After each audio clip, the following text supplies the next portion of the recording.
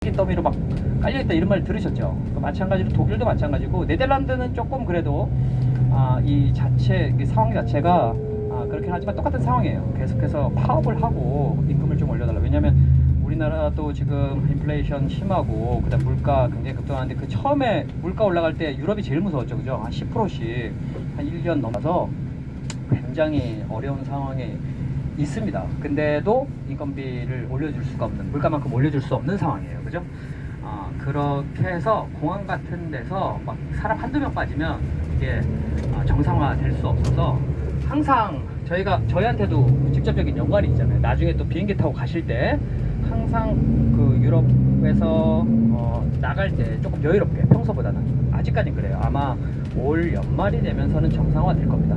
올 연말이 되면서 정상화 될 텐데 아직까지는 그런 일들이 왕왕 있어요. 그래서 그 스키폴 공항이 작습니다. 나와서도 보셨겠지만 유럽에 굉장히 물동량이 많은 공항 중에 하나지만 굉장히 작아요. 근데 거기에서 그렇게 검색이 많이 되고 그렇게 오랫동안 걸릴 일이 아닌데 그럴 수밖에 없는 상황이다. 이건 아시고, 여러분들 네덜란드 보니까 좀 아쉽긴 하지만 네덜란드 요 작년에도 이렇게 출장 나오시고 유럽 올해도 나오시고 하신 분도 계시고 작년에 못 나오시고 올해 처음 나오실 분도 계실 텐데 유럽 오랜만에 또는 그 코로나 지나고 처음 나오신 분들 느낌이 어떻습니까?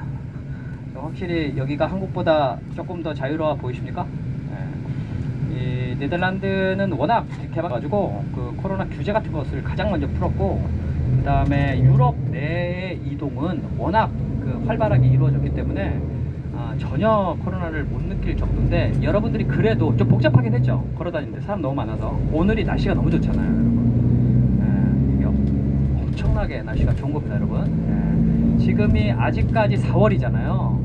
유럽의 겨울이 4월, 그 다음에 봄이 5월이에요. 그래서 우리 옛날 분들은 기억나실 텐데 계절의 여왕 5월이라고 써요. 뭐 이런 쓸데없는 얘기 하기 전에 저희 하여튼 뭐 지금은 무슨 말을 해도 그죠? 너무 피곤하시고 새벽에 일어나고 막 지금 밥 먹고 나니까 막 정신이 한 개도 없죠, 그죠? 여러분, 여기에서 우리 독일까지 넘어가는 그 기간이 굉장히 많이 걸립니다. 300km 정도 걸릴 거예요. 그러면 여러분, 여기 네덜란드도 아우토반이에요. 그리고 독일 지나가면서 당연히 아우토반 연결이 되죠. 아우토반 하면은 그 독일 말로 그냥 아우토반이 고속도로란 뜻입니다.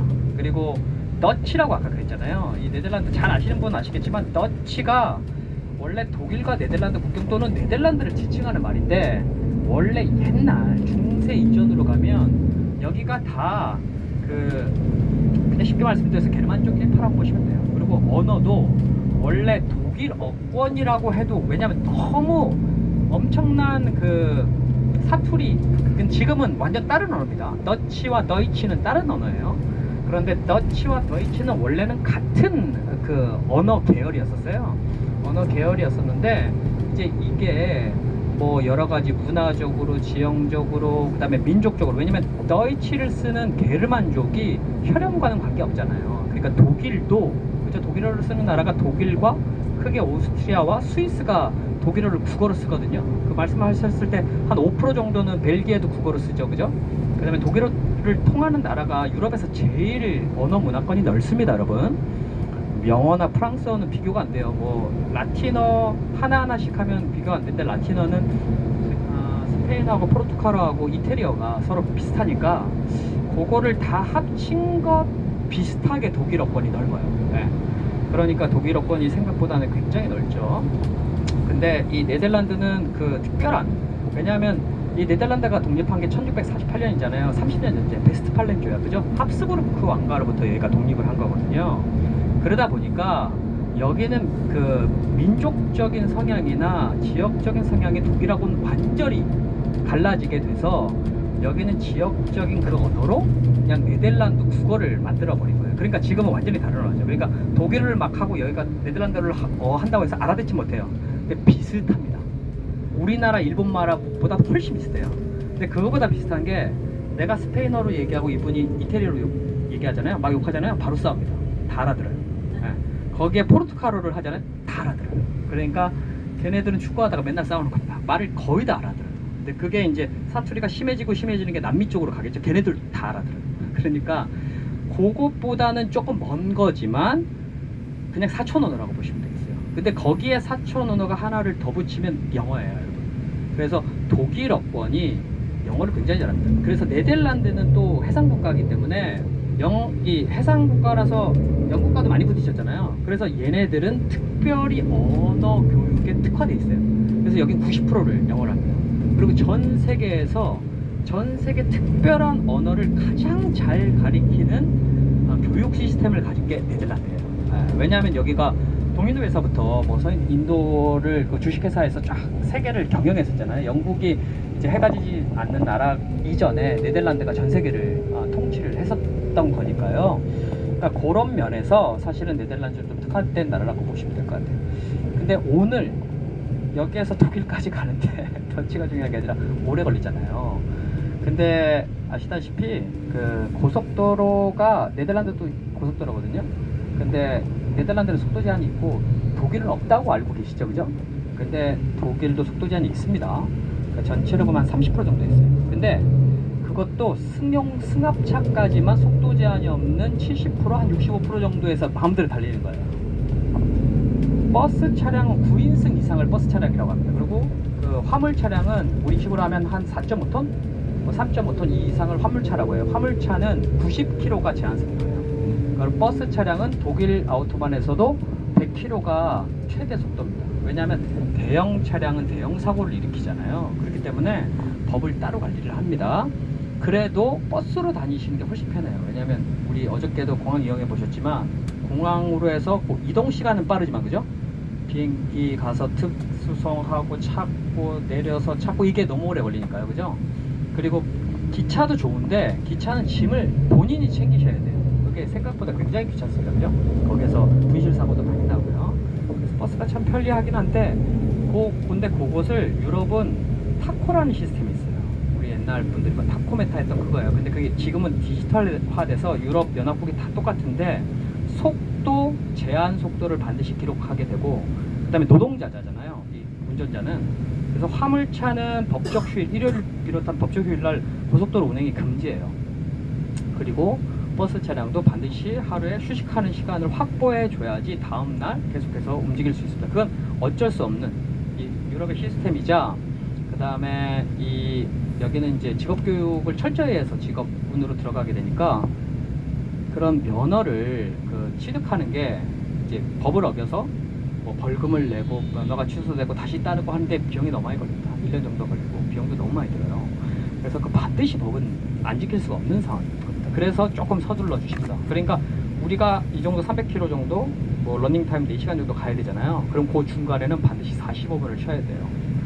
45분을 한 번만 쉬고 갈 수도 있지만 저희가 한 서너 시간 이상 가는데 한 번만 휴식하고 가긴 너무 힘들잖아요. 그래서 2번으로 정도 잘라서 갑니다. 근데 그거는 최소한 휴식 시간이 15분이에요. 그래서 15분 한 번, 그 다음에 시간 아껴서 다음번에 30분, 이렇게 2번 정도. 아니면 기사님이 그 시간 정도 이 타코 보면서 이번에는 30분만 쉬고 갈 수 있겠다. 남자분들이 대부분 쉬고 하시니까 그렇게 되면 또 오늘 호텔 가셔서 휴식하도록 하겠습니다. 어저께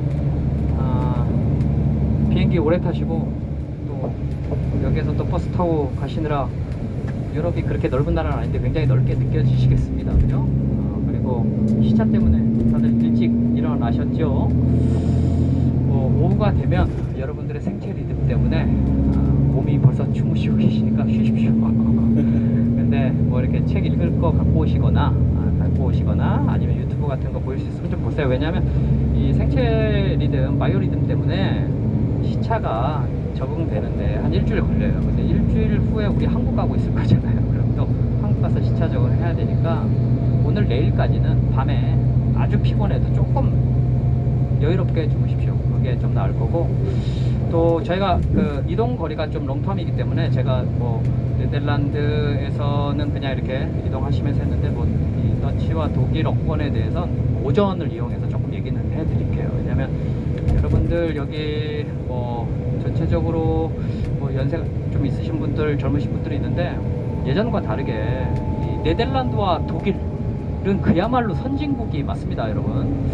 여기를 선진국이라고 안 하면 전 세계 선진국이라고 부를 만한 나라가 잘 없습니다. 그런데 특별히 우리 한국 분들이 요즘에 2000년대가 지나가면서 더욱더 그렇게 되는 건데 2020년 되면서 더한 것 같아요. 진짜 코로나 지나면서 완전히 상황이 역전됐다는 게 한국 상황이 역전됐어요. 예, 한국이 너무 비약적인 발전을 했는데 그 발전 속도가 2020년 정도 될 때 너무 비약적으로 한 것 같고, 그다음에 전 세계에서 한국이 잘 사는지 잘 몰랐어요. 왜냐면 한국이 별로 관심이 없는 나라라. 여러분들 여기 출장 많이 다니신 분들 기억나시나요? 여기 처음 오신 분들 잘 모르지만 이렇게 생기면 다 일본 사람이냐 중국 사람 물어보냐 한국 사람이세요? 이렇게 물어본 사람 잘 없었잖아요. 코로나 전에 생각해보세요. 나를 보고 나를 아는 사람 말고 한국 사람이세요? 이렇게 물어본 사람 있었어요? 생각해보세요. 그 손으로 꼽는다니까요. 근데 지금은 한국 사람이냐고 물어봅니다. 내일 메시장 가서 물어보세요. 처음 본 사람인데 한국 사람이냐고 물어봐요. 요즘에 그래요. 옛날에는 뭐 여기에 성비가 워낙 한쪽으로 치우쳐 있어갖고 말하기 편하기도 하고 좀 불편한데, 동양인은 여자밖에 관심이 없어요. 여러분들한테는 아무 관심이 없습니다. 말도 안 붙여요. 아시죠? 네. 그 출장 많이 다니신 분들은 너무 잘 아시고 아무 관심이 없어요. 여러분 우리같이 생긴 사람은. 근데 그게 바뀌었어요. 당연히 여러 가지 뭐 문화적인 것, 뭐 K-팝 이런 거는 원래 이 서유럽이나 뭐 독일어 문화권 이쪽은 원래 그런데 별로 관심이 없어요. 관심이 없고 굉장히 좀 진지한 생활 태도에 뭐 음악도 클래식한 거 좋아하고 책만 읽고 뭐 이래서 텔레비도 잘 안 보고 그렇잖아요. 애들은 뭐 K-팝 관심 있는 애들도 있겠죠. 그 지금은 더 많고. 그런데 그 전 세계의 똑같은 문제를 극복해야 되는 상황. 그 코로나 그 한 1년 동안 한국에 대한 매체의 관심이 굉장히 컸습니다. 네, 특별히 유럽에서도. 왜냐면 여러분 기억나시 코로나 처음 터졌을 때 미국에서 막 사람 죽어가고 여기 유럽에서도 의료 붕괴돼갖고 이태리에서 사람 막 죽어나가고 그랬어요. 그 다음에 이 어떻게 보면 뭐 사람들 죽어가는 프로테이지는 굉장히 미미했지만 뭐 의료 붕괴가 되지 않나 하면서 그 사람들 막 전염되는 속도들 그때 잘 몰라서 너무 두려워했었잖아요. 그때 아마 유럽의 수치들이 우리나라의 뭐 몇 배가 아니라 다 10배 이상씩 감염들 되고 할 때 한국이 굉장히 주목받는 나라였고, 그런 것들이 굉장히 좋은 이미지로 한국이 자리를 잡았습니다. 네, 자리를 잡았어요. 그렇게 하고 관심이 있다 보니까 한국이 이전부터 원래 유럽의 무시할 만한 나라가 아니었는데 이제 관심이 생기다 보니까 여러 가지로, 그죠? 문화적인 거나 컨텐츠라든가 아이들은 또 그 K-팝이라든가, 그죠? 그 다음에 영화 같은 것도 조금 막 소개되고 넷플릭스가 또 전 세계를 이렇게 알아보는데 쉽게 됐잖아요. 완전 바뀌었어요. 네, 그래서 여러분들은 좀 늦으셨고 여러분들보다 좀 그 어린 나이 10대 20대는 남자분들도 한국에 있는 남자 청소년과 청년들에게 얘기해 주십시오. 유럽에서 관심을 가지니까 언어를 더 열심히 공부해서 한국 경쟁에 너무 힘들면 다른 데서 경쟁해도 나쁘지 않다고 얘기해 주십시오. 옛날에 당연히 그 여성들은 훨씬 더 좋은 면이 없지 않아 있었어요. 근데 이제 훨씬 더 그런 부분이 있습니다. 왜냐면 한국이 너무 치열하기 때문에 경쟁이, 그런 장점들이 좀 생기는데, 하여튼 그 한국에 대한 위상이나 관심이 확실히 바뀐 상황에서 지금 유럽에 이제 다시 나오기 시작한 거고요. 그리고 아직까지는 그래도 유럽 다니기가 좀 좋은 게, 이제 전시회장 가면은 전 세계 사람들 많이 올 텐데 중국 사람들도 이제 모든 규정이 풀렸으니까 전시장에서 만나겠죠. 그렇지만 아직까지는 본격적으로 유럽 여행이나 출장 같은 거를 중국 사람들이 아직 안 나와요. 그러니까 조금 그래도 쾌적한 환경에서 유럽을 다닐 수 있는, 지금은 거의 이 동양이나 한국, 일본 분들 조금 제외하고는 다 한국 사람이신 것 같아요. 그래서 여기 암스테르담에서도 느낌이 옛날에도 여전히 변해하고 코로나 이전으로 생각하면 지금도 변하는데 조금 느낌이 훨씬 더 이렇게 쾌적해요. 중국 사람들은 없으니까요. 그런 부분이 없지 않아 있습니다. 왜냐면 코로나 이전에 어마어마한, 그죠? 아시아 사람들이 다해서 한국 분들뿐만 아니라 중국 분들이 그냥 아이고 그냥 엄청났죠. 자, 하여튼 그런 장점은 아직까지는 있다. 그래서 여행을 하시려면 빨리 계획하고 나오십시오. 뭐 남유럽이, 뭐 북유럽이, 뭐 서유럽이 좋다는데 지금이 그래도 뭐 느낌은 번화하고 너만한 느낌인데 조금 쾌적한 이제 앞으로 갈수록 어쩔 수 없이 불쾌해질 겁니다. 저희 그래서 여기 이 지금 고속도로잖아요. 독일 고속도로하고 한국 고속도로하고 뭐 도로 자체에 한국이 뭐 기술이 없어서는 아니고 얘네들이 예산이 좀 더 많으니까 요철 없이 도로가 조금 더 좋고요. 그 다음에 우리 같이 계절의 변화 폭이 아주 스펙타클하지 않으니까 훨씬 더 잘 관리는 되는 면은 있는데 확실히 다른 건 한국은 고속도로 통행료가 있고 여기는 톨게이트가 없는 거예요. 그게 가장 큰 그 차이점입니다. 그리고 독일이 굉장히 큰 나라인데 독일 전체에 고속도로 통행료가 없어요. 스위스는 좀 작지만 고속도로 통행료가 있습니다. 근데 여러분 못 느껴요. 왜냐면 톨게이트는 없어요. 그러니까 기사님이 내려서 계산하고 개인한테는 1연권만 팔아요. 얼마 안 해가지고 한 번을 이용해도 1년 동안 매일 고속도로를 타도 1연권을 해야 되는 게 개인한테 물어야 되는 게 스위스의 사정이에요. 우리가 네덜란드, 독일, 스위스까지 가니까 그렇게 제가 말씀드립니다. 그 화장실이 가고 싶은 거는 참을 수 없는 일이니까 얘기를 하시면 쉬었다 갈 수 있습니다. 근데 가능하면 조금 이렇게 한 3분의 1 정도 이렇게 잘라서 그렇게 휴식을 하고 갈 수 있도록 하겠습니다. 국경은 제가 볼 때 1시간 반 정도? 그 정도 걸릴 겁니다. 이 암스테르담에서 지금 이렇게 독일 국경이 이렇게 이제 서쪽, 그죠? 동쪽으로 이렇게 쭉 돼 있겠죠, 그죠? 그러니까 아마 저희가 하노버 쪽으로 가야 되기 때문에 가장 짧은 국경 쪽, 라인강 쪽으로 가는 쾰른 이쪽 있잖아요. 그쪽으로 안 가고 약간, 그죠? 그냥 동쪽으로 쭉 직진하기 때문에 아마 1시간 반은 이상 가야 될 것 같아요. 여러분도 잘 아시다시피 여기는 네덜란드입니다, 그죠? 그러니까 낮은 나라라고 말씀드렸잖아요. 그러니까 쉽게 그냥 말씀드리면 라인강 생각하시면 돼요. 라인강이 스위스에서 발원해서 북해로 빠지잖아요. 그러면 바젤에서부터는 산을 내려와서 배를 탈 수 있어요, 여러분. 그 배를 타면 그 스위스와 독일과 프랑스가 꼭지점을 이루는 게 바젤이에요, 여러분.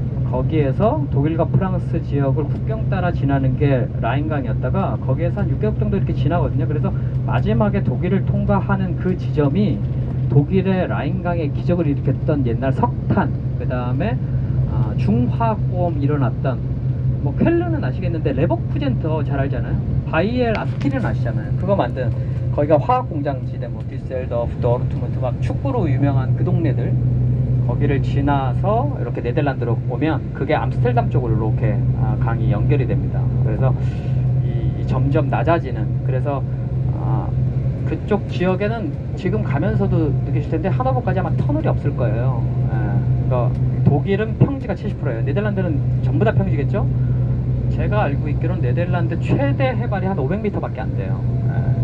그러니까 굉장히 어떻게 보면 가용 면적이 좋게도 보이지만 뭐 습지이기 때문에 또 어떻게 잘 활용하기가 어려운 그런 지역적인 특성을 갖고 있는 게 또 네덜란드다, 이렇게 보시면 되겠고, 아무튼 여러분들이 쉬시면서 가면서 국경이 어딘지 알 수 없이 그냥 자연스럽게 지나가거든요. 근데 여러분들의 스마트한 스마트폰이 알려줄 겁니다. 혹시 깨 계신 분은 제가 국경 지나가는 건 좀 쉬면서 가십시오. 지금은 막 내일 어저께 하루 종일 여행하시고, 그죠?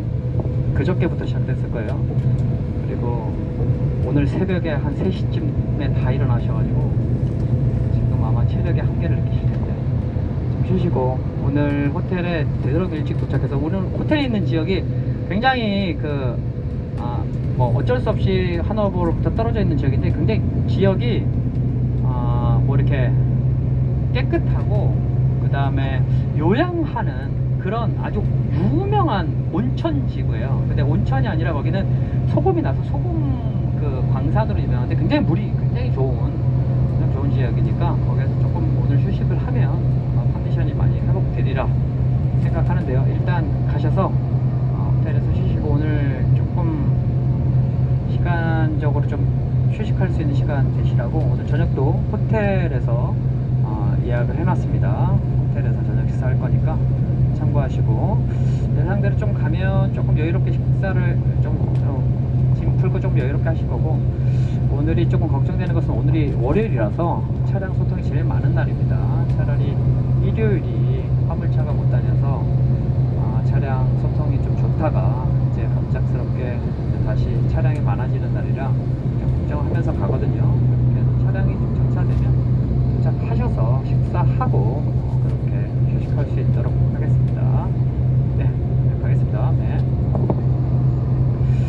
지금으로서는 휴식 시간 하면 7시 경이에요. 네, 아마 7시에서 7시 30분 경으로 예상하고 있습니다. 네.